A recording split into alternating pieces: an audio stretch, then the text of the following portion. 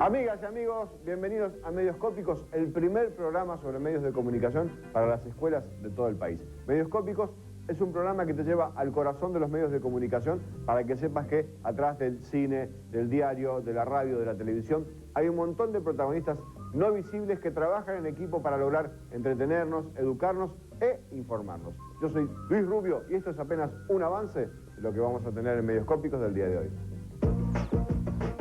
Hoy en Medioscópicos, ¿cómo se hacen los dibujos animados en Argentina? Un informe sobre cómo fue cambiando la imagen de la mujer en el cine. Para ustedes que leen los chistes de la contratapa del diario, nos visitará el humorista gráfico Sendra. Le mostramos cómo es el trabajo de un operador de radio. El experto en Internet, Daniel Sentinelli, nos habla de lo que muchos llaman el medio de comunicación del futuro. Todo esto y mucho más, aquí en Medioscópicos.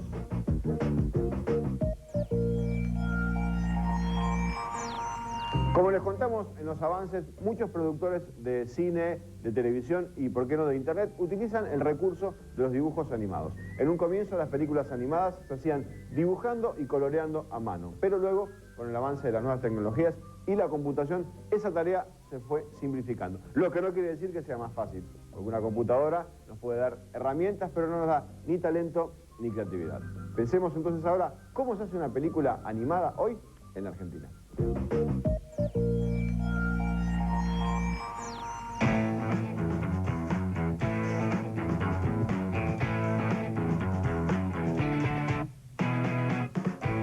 Históricamente, incluso acá en el país, se empezó a trabajar en animación al viejo método de producciones como las de Disney, que era todo sobre papel. Hoy por hoy lo más novedoso y que ya también está bastante generalizado es el tema de animar en 3D. Casualmente lo que estamos haciendo ahora, que es la película de Ratón Pérez, la estamos haciendo en 3D. Es en realidad el mismo tipo de película como las de Dibu, que es actores reales en escenarios reales, pero con personajes animados incluidos luego en la escena. Pero en este caso, a diferencia de Dibu, los personajes animados son 3D, tienen volumen, tienen como ese valor agregado del realismo que puede alcanzar.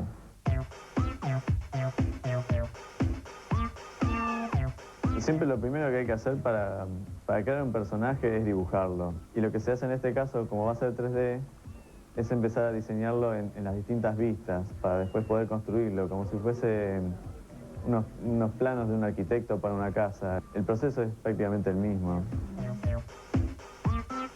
Cuando se trabaja en esta mezcla de acción real con animación, primero hay que filmar la acción real. Primero hay que filmar los lugares, los actores, y recién luego se agrega el personaje animado. En este caso, un actor tiene que estar dialogando con un personaje que no está ahí. También por eso entraba en acción nuestro amigo.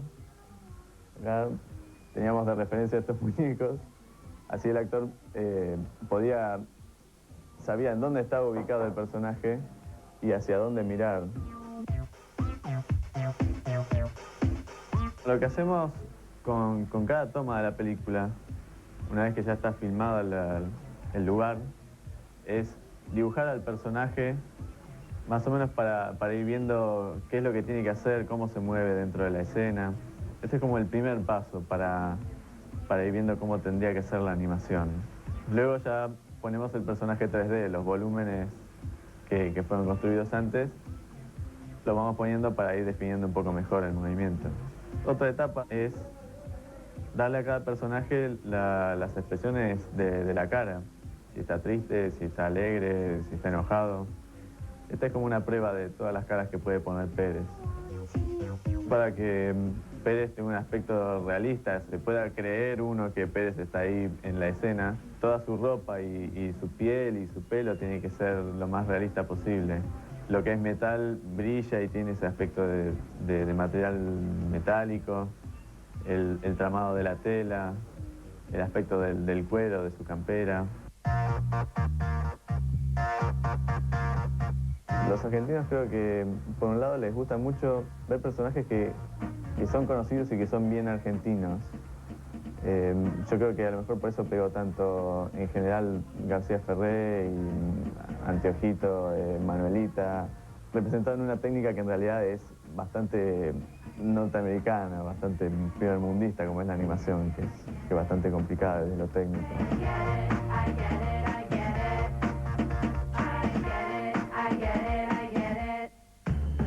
Y seguimos con el diario, en este caso con mi sección preferida, que es el humor, los chistes. Y para saber cómo se hace este trabajo, vamos a hablar con un especialista, el señor Sendra. ¿Qué tal? ¿Cómo te va? Bien. Te hago una pregunta. Para hacer humor gráfico, ¿hay que ser gracioso?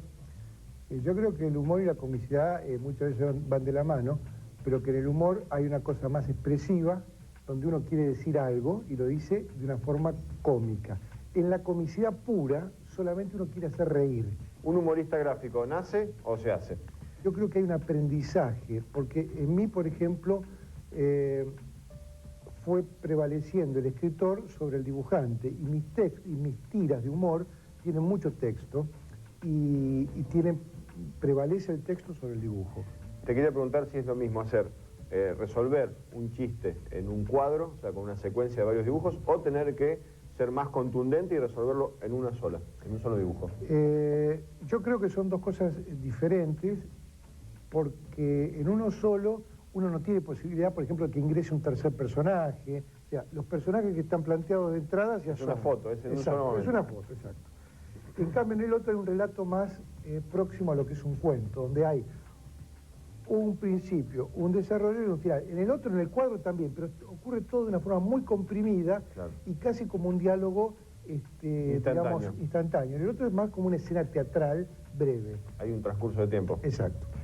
Alguna vez leí una nota que chequeabas tus chistes, tus dibujos con tus hijos, y si no les gustaban, no iba a otro dibujo. Bueno, yo acá hago una diferencia, que es cuando no les gustan y cuando no los entienden. A veces uno hace una cosa que está buena conceptualmente, que es, la idea es buena, pero que por alguna palabra que uno puso o un verbo que no está bien expresado o alguna cosa así, el chiste no se entiende. En ese caso me parece muy grave, porque cuando uno no consigue romper la barrera esa del entendimiento, bueno, no es ni bueno ni malo, es inexistente casi. No hay exacto. Y en ese caso los chicos me dicen, no lo entiendo. Bueno, entonces me fijo qué es lo que no pueden entender y trato de arreglarlo. Luego se ve de vuelta y ahí me dicen, ¿me gusta o no me gusta? ¿Y qué haces cuando no se te ocurre nada? Me desespero, y eso es lo mejor, porque cuando uno se desespera le salen las ideas nuevas. Yo creo que hay barreras que uno no se animaría a pasarlas si no estuviera desesperado. ¿Y qué pasa cuando estás desesperado, no se te ocurre nada y llega ya el horario acuciante, te llaman del diario? ¿Qué en ese momento? ¿El oficio? ¿Hay algo de oficio? ¿Hay trucos? Bueno, por ejemplo, así se me ocurrió Matías. Yo tenía una tira que era un guapo que se llamaba Prudencio, y no se me ocurría nada para el guapo, no se me ocurría nada, y faltaban 40 minutos, tenía que hacer la tira, el pensar el texto y hacer el dibujo. Y no se me ocurría nada. Lo único que me venía a la cabeza era un chiste de un chico, pero no tenía nada que ver con el guapo. Entonces cuando, bueno, dije, lo voy a poner como sea, y agarré y se apareció un chico. Y bueno, y empezó el chico, y bueno, me gustó el personaje ese, y bueno, quedó Matías. ¿Y hay temas con los que no se hace humor? Yo creo que hay temas con los que es muy difícil hacer humor, pero con lo que yo no hago humor es con las víctimas. O sea, yo creo que uno puede agarrar temas complicados y hacer humor, pero yo creo que ahí, en ese caso, el humor no es una cosa para reír, sino más bien para reflexionar. Vos viste que hay un humor que es más reflexivo y un humor que es más cómico. Y a mí me da la impresión que ese es el sitio que yo elijo cuando tengo que abordar un tema complicado. ¿Tuviste oportunidad de hacer humor para radio alguna vez? Alguna vez hice humor en la radio como invitado, una cosa así muy suave, pero me da mucho gusto la radio, me encanta. Bien, vamos a ver ahora, te invito, gracias por haber venido y quiero que compartamos esta nota para saber cómo se opera una radio.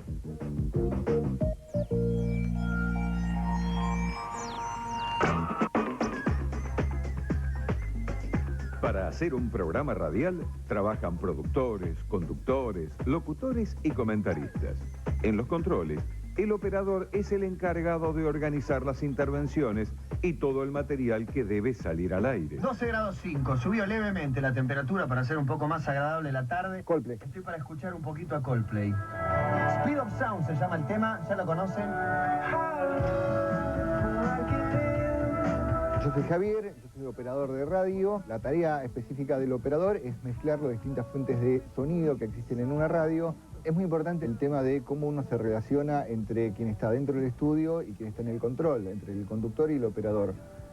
Uno tiene que llegar a conocer bastante a la persona. No estás constantemente preguntándole qué haces o qué va a hacer. En realidad vos lees el movimiento de su cuerpo, sabés qué es lo que va a decir, conocés sus palabras, sus latiguillos. Esa forma en la que siempre termino una frase, eso te da la indicación de cómo va a seguir el programa. Estoy para otra canción, ¿eh? Tenemos un Kasabian, Lost Soul Forever. La dificultad de un programa depende muchas veces de cómo conozcas el programa. Un programa puede ser muy simple, si lo desconoces no lo vas a operar bien. Un programa puede ser muy complicado, pero si vos conocés todo lo que pasa dentro del programa y todas las variantes que se pueden dar, es mucho más fácil de operar, aunque haya mucho trabajo para hacer. ¡Vamos! Llegando casi a las 3 menos 5, hay un lugarcito para repasar algunas noticias vía internet. Chivo. Pero antes les quiero decir Chivo y otro tema. que hay un sistema telefónico inalámbrico. Para un operador hoy en día, sobre todo trabajando con computadoras, el tema es saber dónde tenés el archivo que corresponde, el archivo de audio que corresponde. Y saber que si yo voy al aire ahora, por ejemplo, con noticias, tengo que tener preparada la apertura de ese noticiero, del bloque de noticias, y la cortina correspondiente. Además, saber cómo es el pie que el locutor o el periodista me va a dar para comenzar con eso. Por ejemplo, nosotros ahora vamos a hacer el noticiero que corresponde a este programa. Yo le doy el micrófono a él termina de anunciar y me da el pie para las noticias. Vamos, Matu. Esto es Spaceman Jax haciendo You Don't Know Me. Ahí va. 3 y 4 minutos de la tarde en Buenos Aires. Ahora sí, repasamos algunas noticias. Noticias después de morfar.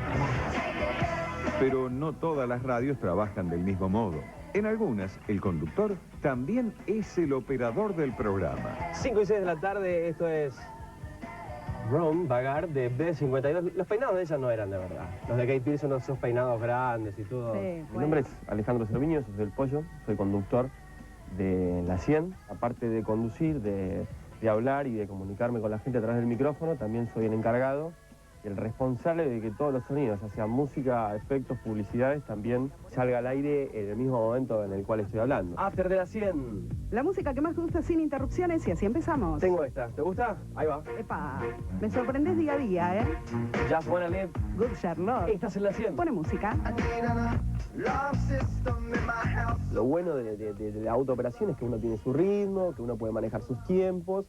Y lo malo es que quizás en algún momento necesitas como a otra persona que pueda componer un poquito mejor la situación que vos estás planteando al aire. Aquí está Elena con Alejandro Sanz a las 5:30 de la tarde. Estás escuchando esta canción que se llama Tu Corazón. Estamos con La 100 para todo el país, para todas las radios que están tomando esta transmisión. Los horrores se multiplican. Si un operador se equivoca, es terrible. Pero en este caso, si un locutor, operador, conductor, operador se equivoca, es triplemente terrible. Porque lo que puede pasar es lo que sucede habitualmente. La tecnología, uno confía todo en la tecnología, entonces pone todo en la tecnología. Ahora falla la computadora y te quedas sin nada al aire. Vamos a meternos ahora sí en la pregunta para que lleven un gran disco como es el último disco Antihumano de Ataque 77. Y a mí este formato, yo ya me acostumbré, y a mí me encanta el formato de la autooperación. Hay otros programas en el cual, qué sé yo, hay como mucho más contenido, hay mucho más integrantes del programa donde cuesta un poco, ¿no? Y uno tiene que estar como la cabeza más puesta en lo que se está diciendo. Acá uno tiene la cabeza puesta en las dos cosas porque me parece que con la música, con el sonido, se está diciendo algo. 5:41 en el país. Hay más música. Y aquí está Vicentico con Los Caminos de la Vida. ¿Estás en la 100? Pone música. Bueno, y así terminamos. Este es un día de trabajo, este es un día en la 100. Espero que lo hayan disfrutado y si en el futuro es su trabajo, bueno, ya tienen como un 10% de cómo es que se hace. Chao. Los caminos de la vida no son los que se esperaban. Y pensar que cuando se inventó la televisión se decía que la radio tenía los días contados. Como ven, eso no ocurrió y hoy la radio sigue siendo el medio de comunicación preferido para muchos. Y de la radio nos vamos al cine para ver cómo fue cambiando la imagen, el modelo de mujer a lo largo de la historia de la cinematografía. Y atenti con esta nota porque hay estilos para todos los gustos.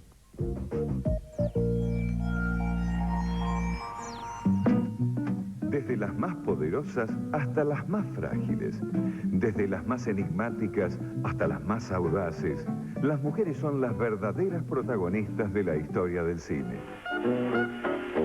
Durante la época del cine mudo, las películas se centraban en la acción.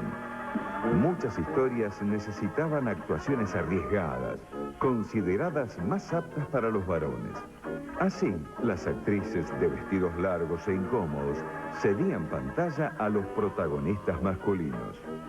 Pero todo cambió cuando aparecieron las primeras películas habladas.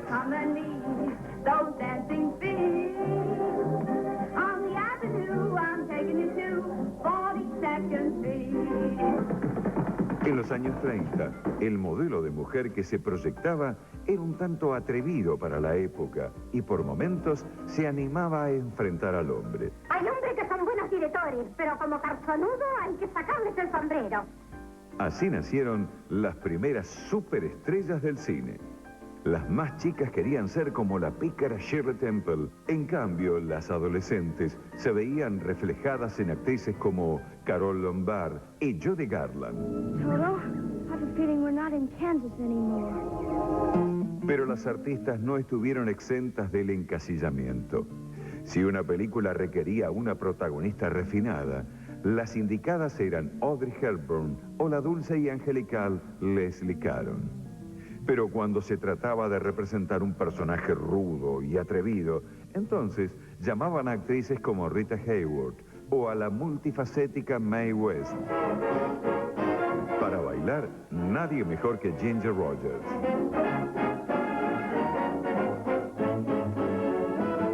En la Argentina también surgieron figuras inolvidables como Nini Marshall, Tita Merelo, Mirta Legrand, Lolita Torres y Libertad Lamarque, que trascendieron las fronteras del país para hacerse conocidas en el mundo entero. En los 40 fue el turno de las femme fatale o mujeres fatales. Divas como Marlene Dietrich, Elizabeth Taylor o Marilyn Monroe llegaron a la pantalla grande personificando mujeres sexys y seductoras.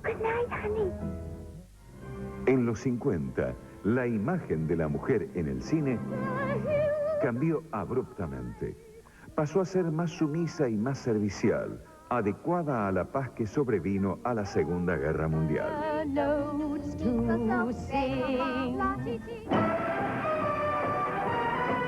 Pero en las décadas del 60 y 70 llegó la liberación femenina. Debo irme enseguida. Oh, es una pena. Ahora que esto se estaba poniendo interesante.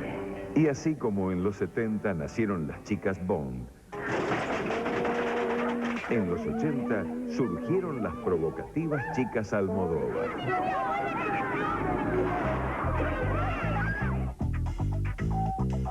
Las diferencias se fueron acortando y la mujer también pudo ir a la guerra, ser una heroína, una profesional exitosa o una madre soltera con ambiciones. Las distancias son cada vez más cortas en el mundo. Esto no quiere decir que China esté más cerca, sino que gracias a las nuevas tecnologías nos enteramos casi en forma instantánea de hechos que ocurren en cualquier lugar del mundo. Una de estas nuevas tecnologías es la Internet. Y vamos a hablar con un especialista en el tema, que es el señor Daniel Sentinelli. Daniel, ¿qué tal? ¿Cómo te va? Muy bien, gracias. La primera pregunta que te haría es que si a partir de la existencia de Internet cambió la forma en que la gente se comunica y se informa. Sí, yo creo que hubo 3 cambios críticos en las relaciones de la gente con los medios a partir de Internet. El primero es que se volvió, en cierto modo, como más democrático. A partir de antes de Internet, los medios eran los que le daban información a la gente y era una relación casi unidireccional. A partir de Internet, cualquiera puede generar noticias, cualquiera puede poner una página donde comente lo que está pasando, cualquiera puede participar en un newsletter, en un newsgroup, cualquiera puede tener un blog. Fíjate que esto se ha dado, por ejemplo, en el caso de las guerras recientemente en el Golfo, donde personas, ciudadanos comunes eran los que generaban noticias y comentaban lo que estaba pasando, a veces en contraposición con las cadenas de noticias oficiales. El segundo cambio es cómo reaccionaron los medios a esto. Fíjate que es muy lindo todo esto de que la gente sea generadora, pero no nos olvidemos de que los medios tradicionales tienen una gran experiencia en cómo hacer esto. Entonces puede ser que el señor Juan Pérez, en el contexto de un atentado, de una guerra o de algo así, ese señor pueda dar una noticia que sea interesante. Pero dar noticias interesantes, como para llegar a todo el mundo todos los días, no es fácil. Y los medios convencionales, los medios normales a los que estamos habituados, saben hacer esto. Entonces lo que hicieron estos medios fue ellos también entrar en Internet y empezar a generar medios digitales. Y el tercer cambio importante es cuando Internet permite que vos agregues noticias, que vos juntes noticias de varios lugares. Por ejemplo, tengo una guerra entre ciertos 2 países del mundo.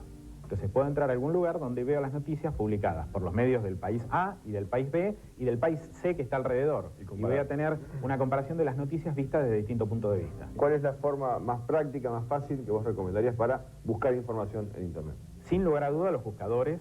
En distintas épocas hay distintos buscadores estrella que están de moda. Hoy en día creo que Google sería el buscador estrella porque tiene desde mi punto de vista, la mejor relación con respecto a la facilidad de uso y la cantidad de información que tenés accesible. Lo más importante es aprender a buscar correctamente, aprender a usar los buscadores. Hay que leer las ayudas de los buscadores, donde te explica cómo aprovechar las características que tienen. Cómo puedo seleccionar por idioma, cómo puedo seleccionar en un cierto rango de fecha, cómo puedo seleccionar información que provenga solamente de tal país.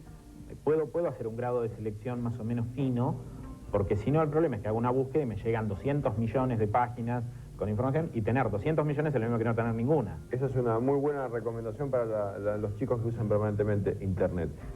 ¿Se conocen porcentajes de la población que utiliza Internet, por ejemplo, en Argentina y también en el mundo? En el caso de Argentina lo que te puedo decir es que en el contexto de Latinoamérica estamos, en mi opinión, bastante bien, y que en Argentina en particular el desarrollo de los cibercafés, locutorios y formas públicas de acceder a Internet han hecho que un porcentaje muy grande de la población, no me atrevo a decir todos, pero te diría que muchísimos pueden acceder a Internet. Bien, gracias Daniel Sentinelli por visitar Medioscópicos. Nosotros llegamos al final aquí en Medioscópicos. Pueden escribirnos a la dirección que aparece en pantalla contándonos cómo y dónde ven Medioscópicos, qué es lo que más les gusta del programa, qué es lo que les gustaría ver y si siguen investigando estos temas en clase. Y me quedé pensando, tal vez este programa quede desactualizado en la medida en que avanzan rápidamente las nuevas tecnologías y los medios de comunicación. Lo que no va a quedar desactualizado es la necesidad de conocer los medios, de explorarlos y saber cómo funcionan. Yo soy Luis Rubio y me despido hasta la próxima. Sigan viendo Medioscópicos.